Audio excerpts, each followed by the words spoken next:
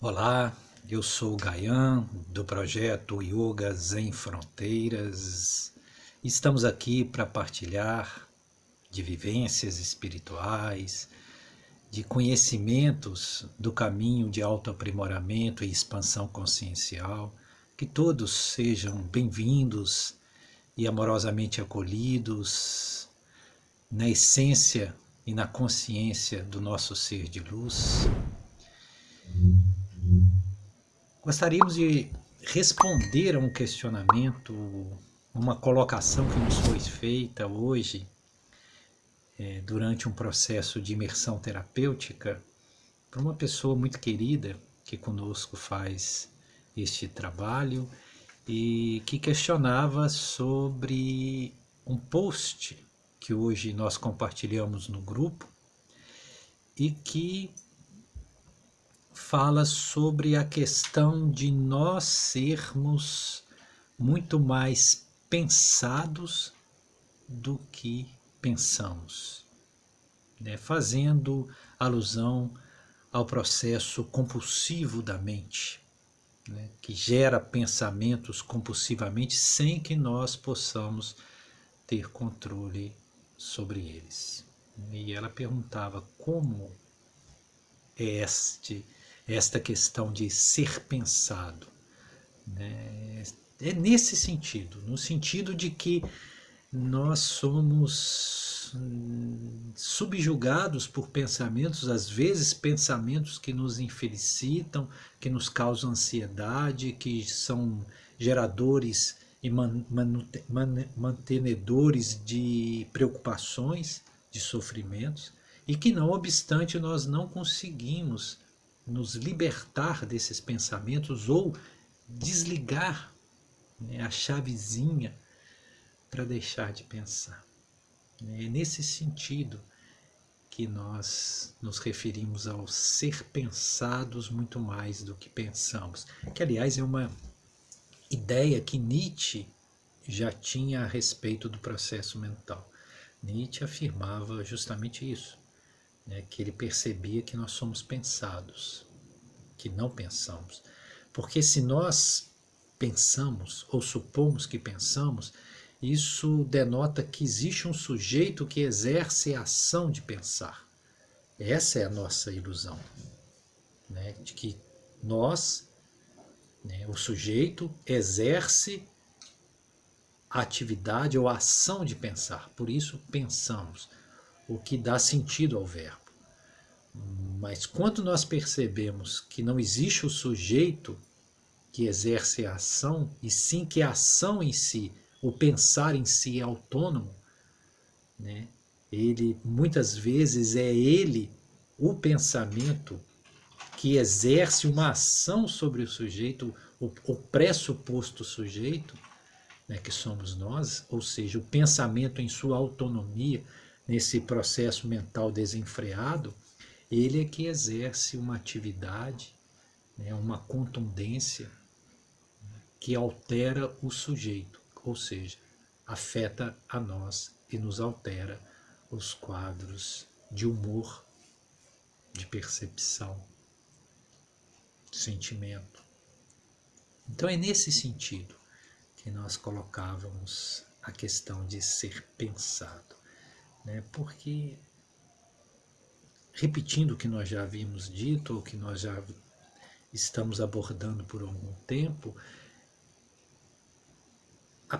o conhecimento da mente, ou como funciona essa mente, é necessário para que nós possamos atingir estados supramentais. E alguns perguntam, mas Gayan, existe um estado supramental?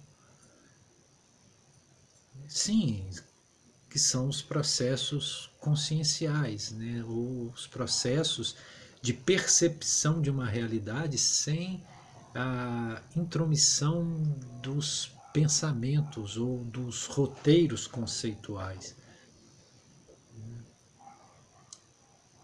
A mente pode ser parada, a mente pode ser quebrada. Todo o trabalho que nós vemos no zazen do Zen budismo, ou nas práticas de meditação, nas tradições clássicas do yoga, visam a isso, a dar um break nessa mente, né, para que o ser se perceba sem a intromissão nociva desses pensamentos excessivos, né? E existe até uma história muito bonita dentro da tradição zen budista, né, que se chama Nem Água Nem Lua, que ilustra bastante isso que nós estamos partilhando agora. Um monge, todos os dias ele ia buscar água num pote, né? Geralmente eles usavam um travessão de madeira e 2 potes pendurados, né? Enchia os 2 potes no rio, atravessava no ombro para poder haver o equilíbrio e eles carregarem a água, né? E eles, todo dia, esse monge saía do mosteiro e ia até o rio, enchia os potes para trazer a água para o mosteiro. Obviamente que era um tempo em que não havia água encanada, né? Nós não estamos falando de uma modernidade, sim de tempos pretéritos. E todo dia, e numa noite, o mestre pediu que ele fosse buscar água. Estava uma noite de lua cheia. Ele desceu até o rio, ou até o riacho, pegou a água, colocou no pote, e à medida que ele vinha caminhando para o mosteiro, ele ia olhando a lua refletida no pote, na água que estava no pote, né? E a lua brilhando na água, né? E ele ficou encantado com aquele reflexo e ele começou a pensar, né, imaginar qual que era a realidade, onde estava a lua, ali na água refletida ou no céu, né? E ele começou a notar que, na verdade, tudo é reflexo mental.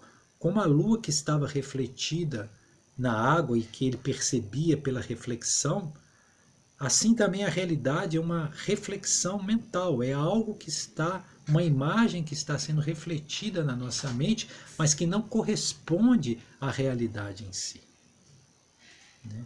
Do mesma forma que a lua, também no céu,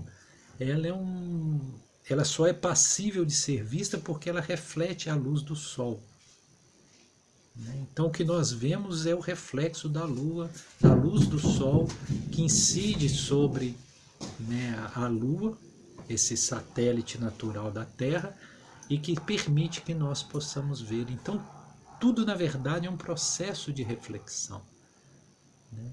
Então ele começa a constatar que talvez não exista realidade nem na lua refletida no pote, nem na lua que está no céu. Então a questão, a pergunta, onde então de fato a realidade? E nisso que ele caminhava, ele tropeça, cai, o pote quebra e a água se esparrama e ele observa e diz: nem água, nem lua.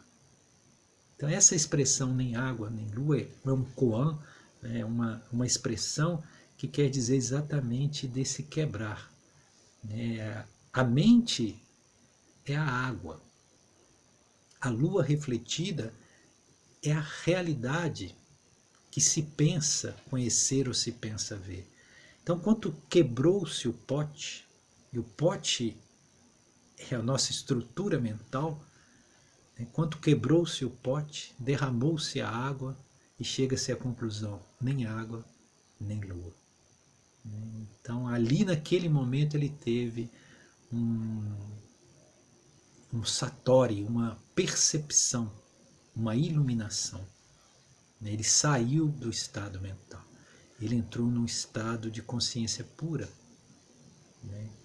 E ali ele teve uma percepção, né, profunda, isso que nós podemos chamar de um samadhi, não um samadhi, né?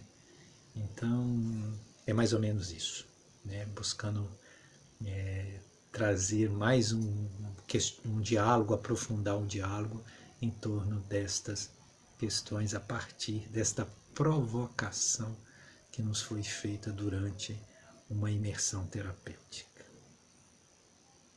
Paz e luz a todos. Shiva Shambhu.